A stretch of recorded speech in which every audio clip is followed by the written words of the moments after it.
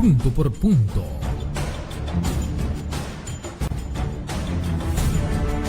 Punto por punto.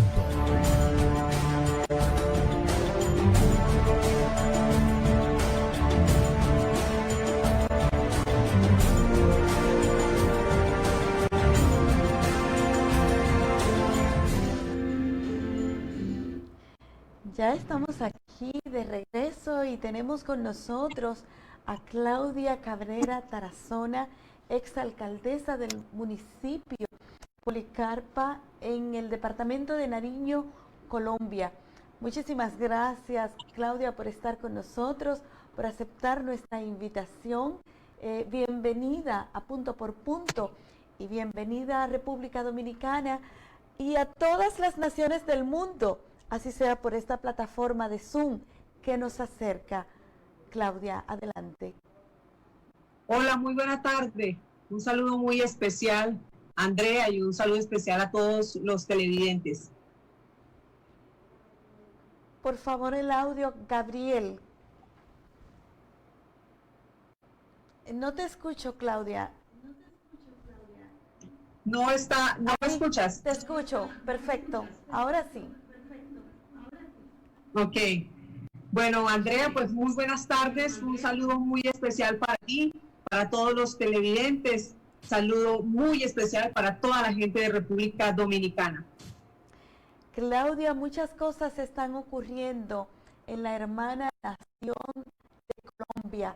Háblanos del proceso de paz. ¿Qué pasó? ¿Cuál es la realidad? ¿Se han cumplido esos acuerdos? ¿Ha cumplido Iván Duque, actual presidente de Colombia, con esos acuerdos que fueron hechos por su antecesor Juan Manuel Santos? Pues Andrea, la situación en Colombia es muy compleja. Por experiencia propia puedo contarte que vengo de una zona de conflicto. Desde niña viví y crecí en medio de la confrontación de grupos al margen de la ley, en su época el ELN, las FARC, en su entonces, y los paramilitares. Por tanta ola de violencia, y para nadie es un secreto, más de 53 años de conflicto, el único gobierno que se preocupó por buscar una solución, llegar a un acuerdo de paz, a unas negociaciones de una manera pacífica, fue el gobierno del presidente Santos, que tuvo la voluntad de hacerlo, y pues los colombianos en su gran mayoría, en especial las víctimas del conflicto, estamos agradecidos por ello. Se inicia el proceso de paz en el año 2016, cuando se firma el acuerdo, y arrancan en Colombia pues las zonas de concentración de las FARC, un proceso que fue largo, fue difícil. Sabíamos que para nadie, digámoslo, todos estábamos conscientes de que esto no iba a ser fácil, que la implementación iba a ser muy difícil, pero cuando no hay voluntad por parte de un gobierno, pues las cosas fracasan, y es precisamente lo que hemos reflejado hoy. No se le dio cumplimiento a los acuerdos pactados con los excombatientes de las FARC, y empiezan a surgir las disidencias de las FARC y empiezan a conformarse otros grupos, y ya obviamente pues los grupos que también existen anteriormente. Estamos hablando de que no solamente es la negociación con las FARC que tenía que hacerse, sino también buscar las soluciones a través del diálogo con otros grupos al margen de la ley que operan en Colombia.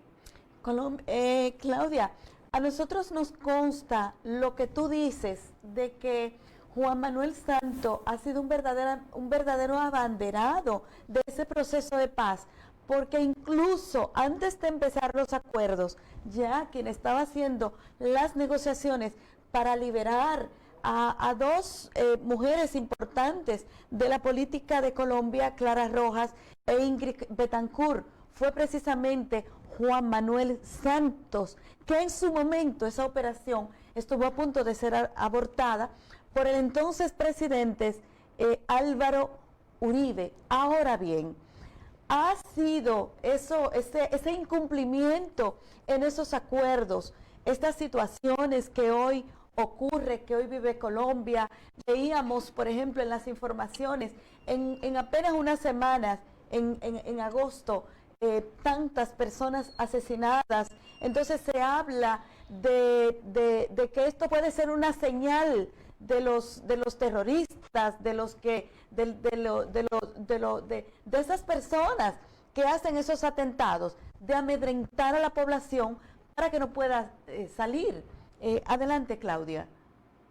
La verdad sí, vemos hoy ya que entran unas disidencias de las FARC fuertes, vemos que hay enfrentamientos entre grupos al margen de la ley por disputa de territorio. Cuando hablamos de disputa de territorio tenemos que también entender la dinámica del conflicto y en qué consiste. Precisamente que en Colombia tenemos presencia de cultivos ilícitos que para nosotros realmente creemos que eso es el combustible para que entren los grupos al margen de la ley. Pues eso asociado también al abandono una pregunta, Claudia. Cuando tú te refieres a cultivos ilícitos, si se puede decir, ¿qué tipo de cultivos específicamente? La mata de coca. Okay. Estamos hablando de la mata de coca. Estos son los cultivos ilícitos que tenemos. Bueno, ahí tenemos pues no solamente la mata de coca, la mata de marihuana también, los cultivos de marihuana. Y a raíz de todo esto pues comienza la violencia en estos territorios, ¿no? Entonces sabemos que esto es como el combustible, es decir, de esto se financian los grupos al margen de la ley y entran al territorio a disputarse ese territorio, precisamente como entre, digámoslo, a mandar sobre ese territorio, a vivir de la ilegalidad, obviamente a cobrar impuestos a los campesinos, y entonces esto pues es lo que nos conlleva a un confrontamiento de estos grupos.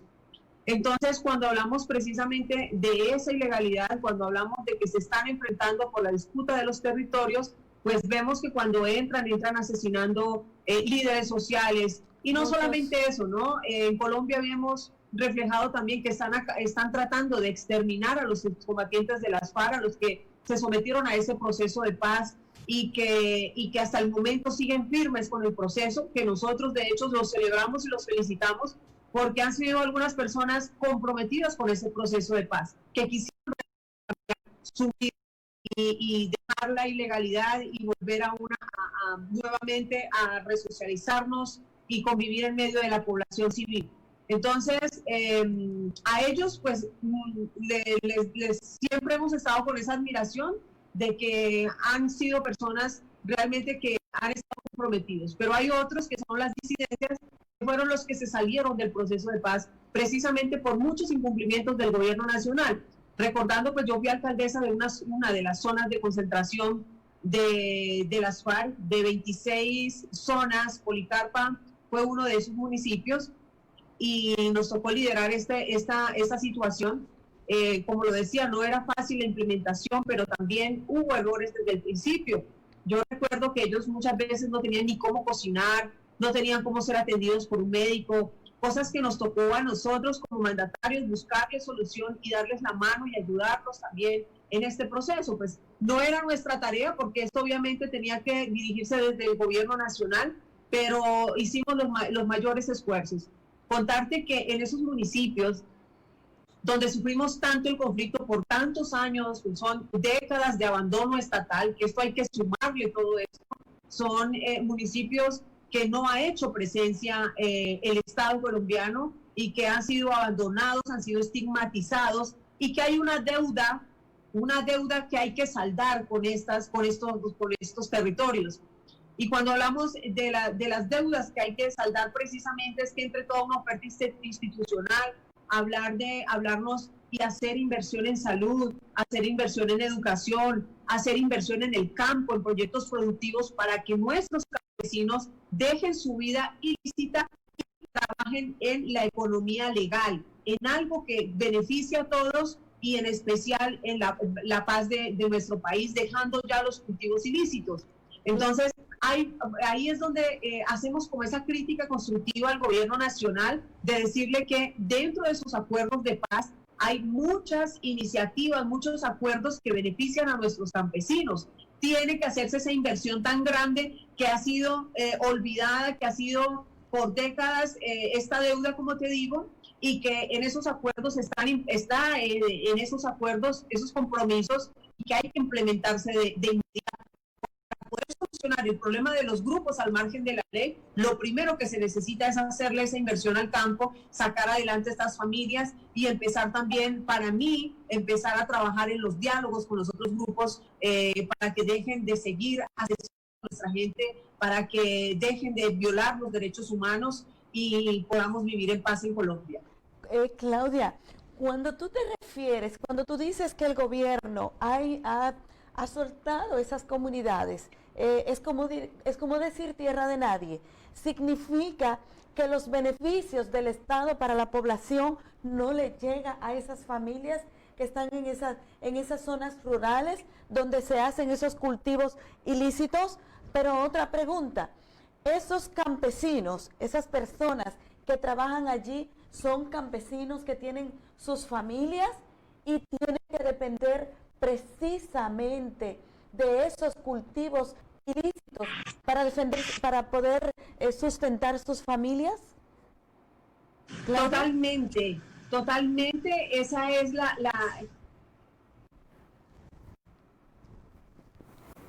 Yo te escucho, Claudia. Totalmente, Andrea, mira, la necesidad tan urgente de hacer la inversión a estos municipios ha sido, como lo dije anteriormente, una deuda por décadas que hay que empezar a saldar y que hay que trabajar. En mi administración hicimos una gran inversión buscando ese cierre de brechas. Contarte la historia del municipio que yo goberné, fue un municipio que tenía la necesidad de la construcción de 6 puentes. Imagínate cómo es posible que tantos años, tantos alcaldes y tanto el gobierno nacional que debió hacer presencia en estos territorios y hasta el momento no se habían construido los únicos 6 puentes que se necesitan. Uno de estos puentes pues, fue dinamitado por los grupos al margen de la ley en el año 2002. Estamos en el 2020 y pues gracias a mi gestión, gracias a ese trabajo, logré que sea aprobado este proyecto, que tal vez fue el primer proyecto de mayor inversión en este territorio, que era construir este puente. Entonces, hemos estado en ese trabajo, pero para buscar ese cierre de brechas se necesitan muchos recursos más.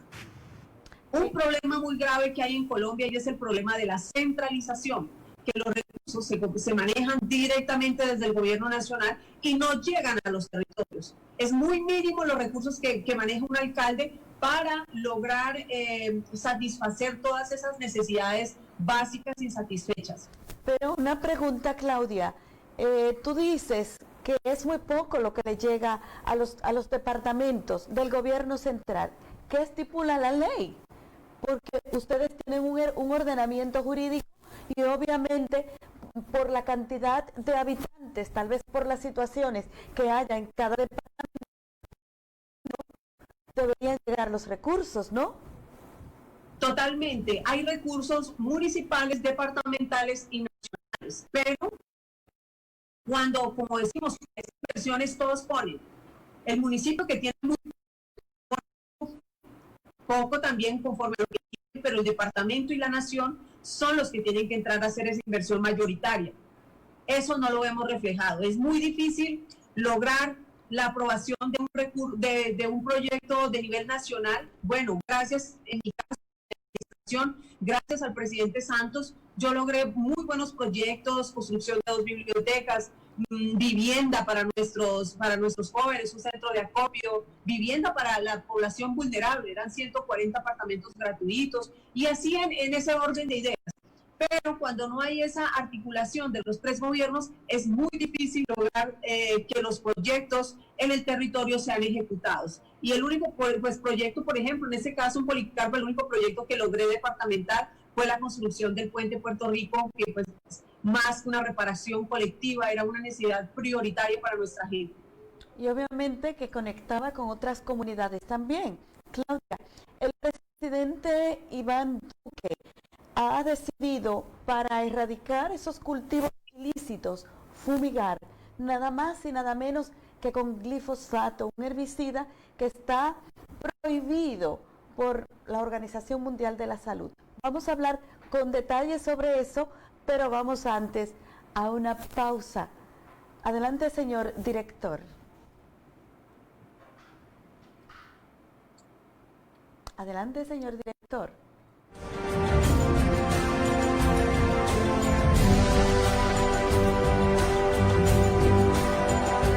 Ya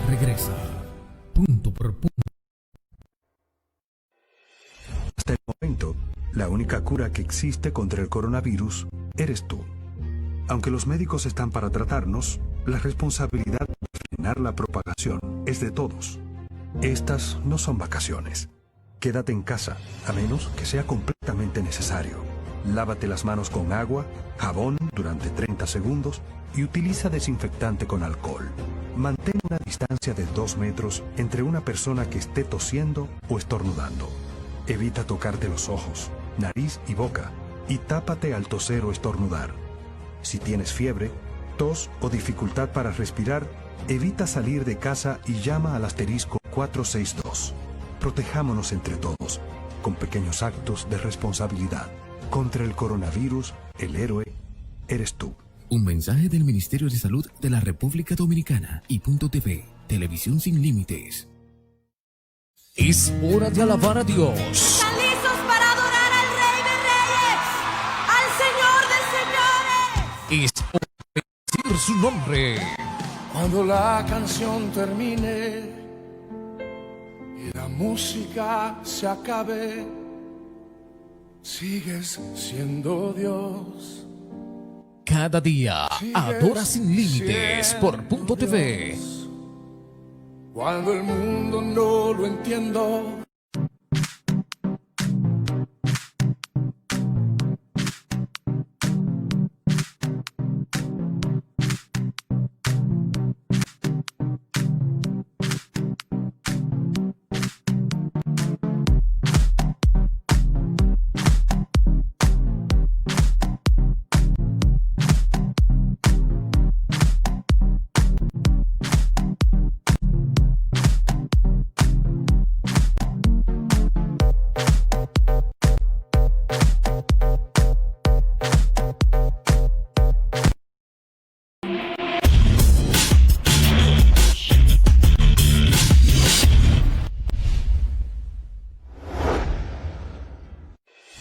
A solicitud de los estudiantes de la UAS Higüey, el alcalde Rafael Barón Duluth Cholitín dispuso el acondicionamiento de la cancha ubicada en el utilitario Domingo Ortiz Vizcaíno. Además de acondicionar la cancha y colocar los tableros, se realizó un amplio operativo de limpieza de todo el lugar. De su parte, el alcalde de Higüey afirmó que el deporte es una prioridad para esta gestión municipal y que dará seguimiento a los trabajos del utilitario para garantizar que todas las disciplinas deportivas puedan hacer uso del lugar de manera adecuada. El director de la Alta Casa de Estudios, ingeniero Kenry Castillo, agradeció al alcalde Rafael Barón Duluth Cholitín la colaboración de la alcaldía a la UAS Higüey. Alcaldía de Higüey, gestión 2020-2024, trabajando unidos. Aeroambulancia, el más completo y avanzado servicio de ambulancia aérea en helicóptero en nuestro país, disponible 24 horas al día. Cuida de los tuyos, prepárate para cuando lo impensable suceda, afiliándote a Aeroambulancia, con sus planes desde 49 pesos mensuales. Afíliate a través de tu ARS o corredor de seguros o llamando a nuestro centro de atención al cliente 809-826-4100. Aeroambulancia, cuando los minutos cuentan. Las informaciones actualizadas. Las mejores series. El mejor entretenimiento. En una sola pantalla. Punto TV. Televisión sin límites.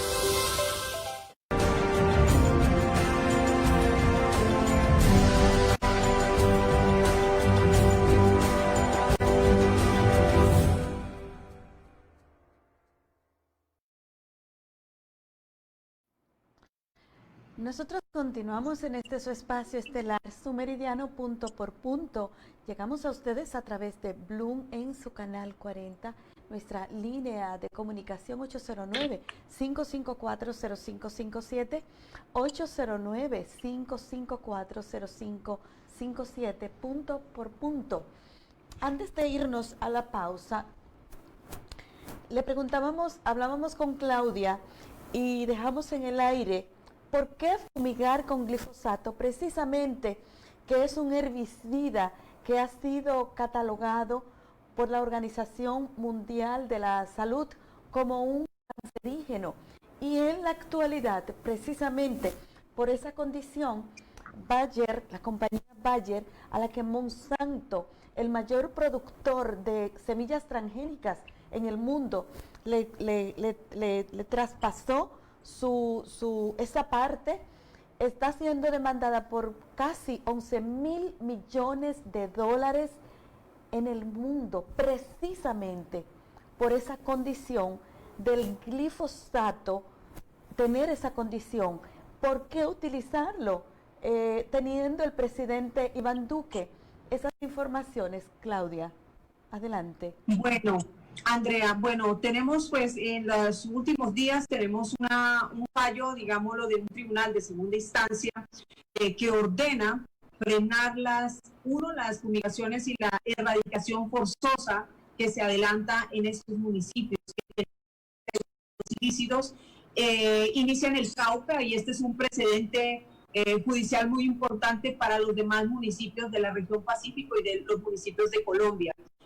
Entonces, en este fallo ordena frenar la erradicación y las fumigaciones de 3 municipios del departamento del Cauca, y pues vemos que ahora en el departamento de Nariño, pues como te digo, es un precedente para que se inicien las acciones legales. ¿Por qué no fumigar con glifosato ni erradicación forzosa? Porque son dos cosas distintas. Uno, la fumigación con glifosato es este veneno que tú lo conoces y estabas hablando de este herbicida, que en Colombia nosotros, la geografía nuestra es montañosa, y donde estamos ubicados estamos en la cordillera occidental. Entonces, al subir estas avionetas para esparcir este veneno, suben y el viento arrastra con ese veneno y llega a la agua, el agua llega a nuestra flora y a nuestra fauna. Esto acaba con toda la vegetación, esto ha traído malformaciones fetales en los niños, por experiencia, tenemos gran cantidad de niños con malformaciones fetales en estos territorios, y acaban o arrasan con el pan coger, con los productos, con los cultivos de pan coger, que es el alimento de nuestras familias. Y pues vimos también un fallo también condenatorio en contra del Estado colombiano por más de 9.900 millones de pesos, donde se indemnizaba a unas familias porque quemaron sus cultivos o proyectos productivos que tenían de diferentes especies. Entonces, mira la preocupación que teníamos nosotros. Ahora pues con este fallo es muy importante resaltar de que obligatoriamente el gobierno nacional tiene que frenar estas decisiones que ha tomado, y 2, seguir con los acuerdos de paz, darle cumplimiento a los acuerdos de paz. Si bien es cierto, tenemos que hacer una gran inversión, pero también hemos tenido la oportunidad y el apoyo de cooperación internacional, que esto ha servido mucho para la implementación de los acuerdos. Entonces es como ver qué se han hecho con estos recursos, realmente se han invertido en los territorios, realmente se le ha dado el manejo que se debería dar, o bueno, ¿dónde están esos recursos para la implementación? Claudia, tú mencionas 2 departamentos, mencionas el Cauca y mencionas a Nariño, que conjuntamente con Antioquia, ¿lo pronuncio correctamente? Antioquia o Antioquía. Antioquia. Son los 3 departamentos donde más asesinatos se cometen. Ya que son ellas las que están siendo fumigadas, me imagino que es ahí donde más cultivo ilícito hay. Entonces, ¿tiene que ver el cultivo ilícito con los asesinatos? Totalmente, pero mira que también es una ola de violencia en todo el país. Hoy veíamos, nosotros estamos hacia la frontera con Ecuador, pero también vemos esta mañana, nos despertamos con otra masacre también en la frontera con Venezuela, como hablabas tú, en Antioquia. Vemos también en la región Pacífico, nosotros somos región Pacífico, los del Valle, estas han sido esta es la zona más abandonada por el Estado colombiano históricamente, y lo hemos visto reflejado. Hay muchas necesidades básicas insatisfechas, y es en este sector donde más se ha encizañado la violencia. Claudia, el año antes pasado fueron asesinados el chofer y 2 comunicadores del de un diario ecuatoriano, no es El Espectador, ok, ya nos acordaremos, pero fue precisamente por ser esta zona, una zona roja, se podría decir, una zona caliente, que incluso trajo un choque entre ambos gobiernos, e incluso la mediación de Ecuador se terminó en ese momento por el asesinato de los periodistas. ¿Es por la misma razón, Claudia? Bueno, todo yo creo que nos conlleva al mismo problema, ¿no? El tema del conflicto precisamente es por los grupos al margen de la ley. Sabemos lo que pasó con nuestro hermano país, y no solamente ellos, mucha gente que muere y que tal vez las noticias no lo conocen. El Comercio, se llama el diario El Comercio. Del diario eran dos periodistas y el chofer de ambos. Adelante, Claudia, por favor. Así es, Andrea, la situación del conflicto es precisamente en este sector. Vemos que prácticamente es como la misma forma de operar estos grupos, y la verdad lo que nosotros buscamos, los colombianos buscamos, es claridad al respecto de qué es lo que está pasando en el país, por qué están asesinando a nuestros jóvenes esto está haciendo de manera selectiva, por qué están asesinando a nuestros universitarios, a nuestros jóvenes de bachiller, imagínate, menores de edad, de 15, niñas, hombres, aquí no ven género, aquí es al que se atraviese.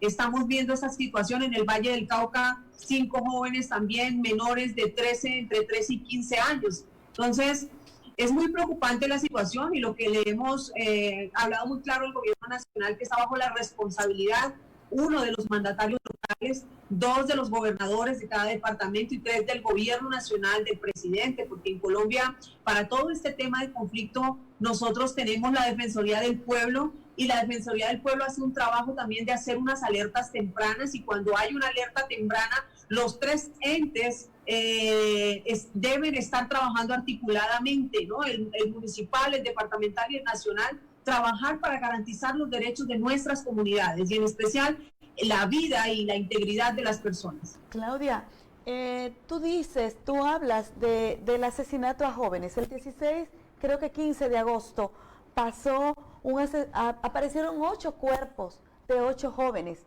Entonces, algunos expertos entienden que es una forma de amedrentar, y no podríamos compararlo, podríamos hacer una comparación, Claudia, de lo que pasó en México con los 43 estudiantes que aún sus cuerpos no aparecen, una forma de amedrentar al pueblo, de callarlo, de que no se levanten.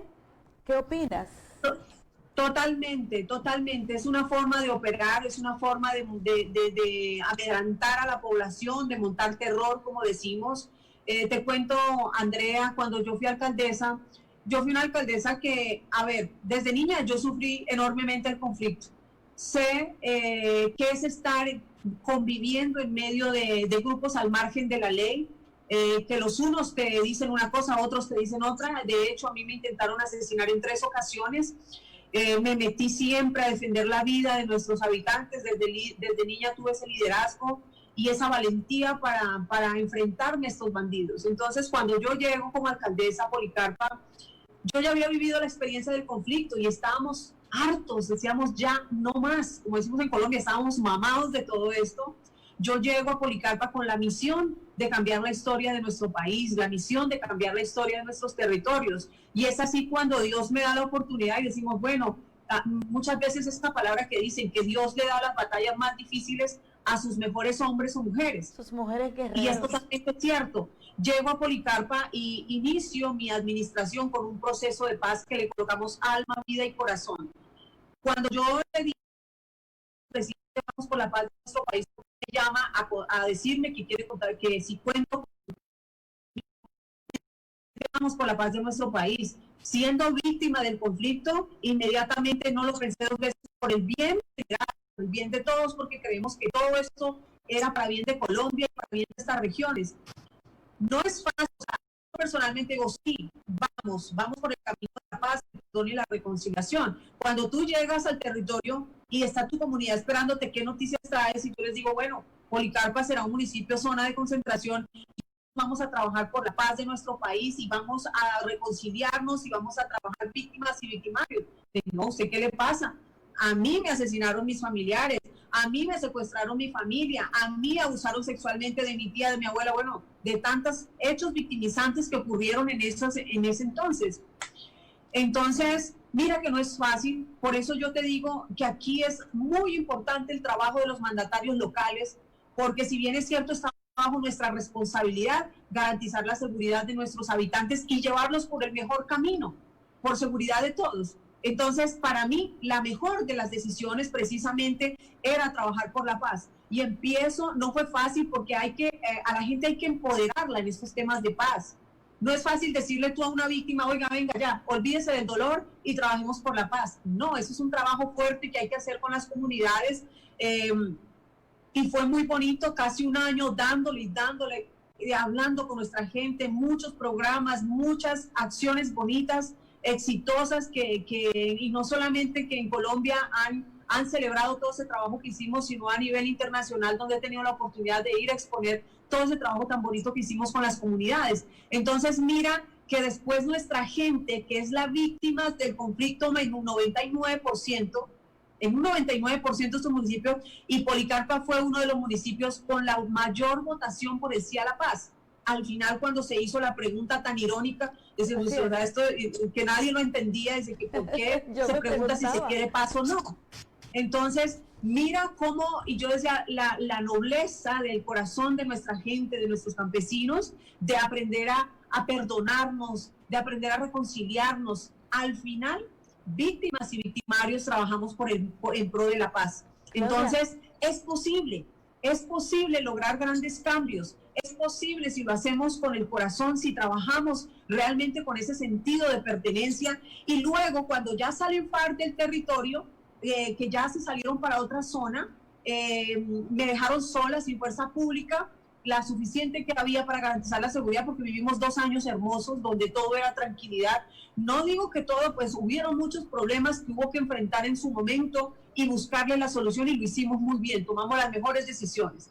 Pero cuando sale FARC del territorio, empiezan a entrar los grupos que ya estaban como listos, otros grupos listos para entrar. Ahí entraron los gaitanistas, que son como los ex paramilitares del entonces, del periodo de Álvaro Uribe, digámoslo así. Y que estas personas entraron ya con otro nombre, otro grupo que entra al territorio. Inmediatamente mi gente muy empoderada, yo muy empoderada, y mi gente, inmediatamente como alcaldesa salgo a borrar letreros, a bajar banderas, a decirles fuera violentos, bienvenidos los constructores de paz. Tanto así que te cuento un ejemplo, entrando, o sea, ellos no pudieron entrar por Policarpa así como querían, llegar a montar terror y asesinar 10, 20 personas, y no lo lograron hacer porque me fortalecí de toda la institucionalidad, ejército, policía, fiscalía, gaula, y una alcaldesa que estaba ahí firme, pendiente de todo lo que acontecía en el territorio. Entraron por otro municipio y hubo una masacre de 13 personas en un municipio que llama Maguipayán. En otro municipio asesinaron a 2 personas. Pero lo más bonito que después, bueno, ya después de eso, a 2 meses de lo que pasó en otros municipios que intentaron entrar a hacerlo a Policarpa, se enfrentaron 2 grupos. Y estos 2 grupos de ese enfrentamiento en Policarpa, en la parte rural, asesinaron 4 personas y se llevaron a 8 personas que las iban a asesinar al río. Un grupo de estos se llevó al río. ¿Qué hizo nuestra comunidad? Nuestra comunidad se fue detrás de estos bandidos y les quitaron de las garras y los devolvieron a la vida y a la libertad a estas 8 personas. Eso es empoderamiento. Y para mí, yo creo que más que haber hecho obras de infraestructura, más que haber hecho toda una inversión en recursos y en obras de cemento, esa fue tal vez la mayor obra que hicimos, empoderar a nuestra gente y que nuestra gente diga, basta ya de violencia, no les tenemos miedo y les vamos a quitar a los bandidos, a las personas, Claudia, a la libertad. Claudia, ya en la parte final, y muy rapidito porque estamos ya en contra del tiempo, pero ¿qué significa para Claudia Cabrera, que fue parte del proceso de paz, que tuvo que luchar con el no de Álvaro Uribe, que hoy está en una prisión domiciliaria, no precisamente por ser un ángel de paz? ¿Qué significa eso para ti? Para mí, a ver, ¿qué te digo? Que la gente de las ciudades no entiende el dolor de las víctimas, no saben qué es sufrir en un territorio como estos, no saben qué es vivir en medio de la violencia y en medio de la confrontación, que si bien es cierto, las personas de las ciudades todos somos colombianos, una persona de la parte rural como de la ciudad, todos somos, y tenemos los mismos derechos, pero esos derechos no podemos ejercerlos los que estamos en esos territorios tan apartados. Allá no nos llega la educación, allá no nos llega la salud, allá no nos llegan muchas cosas y muchas necesidades que tenemos que se quedan en las ciudades. Y en Colombia tenemos que ser equitativos, en Colombia tenemos que buscar apoyar al más vulnerable. Y es por eso que los de las ciudades hablan de guerra y que no negocien con los bandidos y esto. Hombre, no hay conflicto que se solucione con más guerra. Entonces, ¿qué podemos? Pueden haber 10.000 hombres de la fuerza pública y tan solo un terrorista puede llegar con un carro bomba y acabar con todos. Entonces la solución es buscarle a través del diálogo, venga, siéntese, y en una negociación las dos partes tienen que ceder. No hay una negociación si una sola parte cede, son los dos y los dos deben de cumplir. Bueno, estamos de acuerdo. Muchísimas gracias, Claudia. Siempre serás bienvenida a este espacio punto por punto.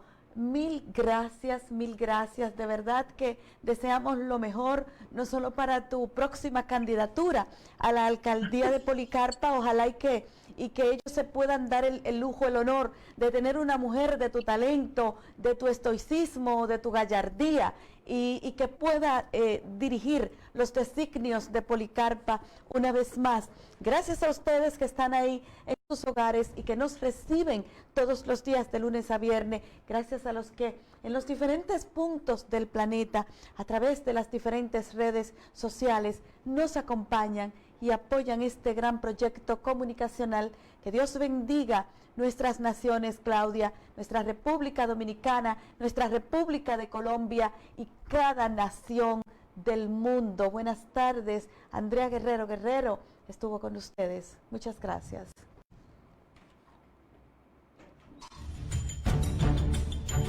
Punto por punto.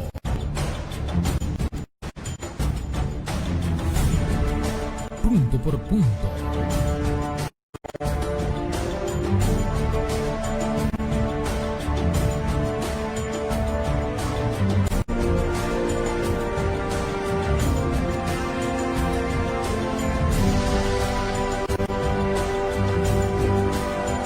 Punto por punto.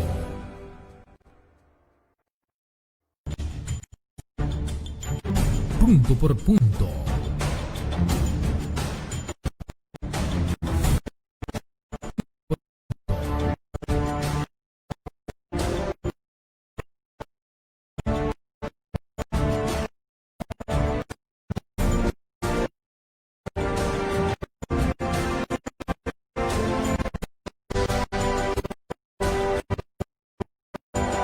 Punto por punto.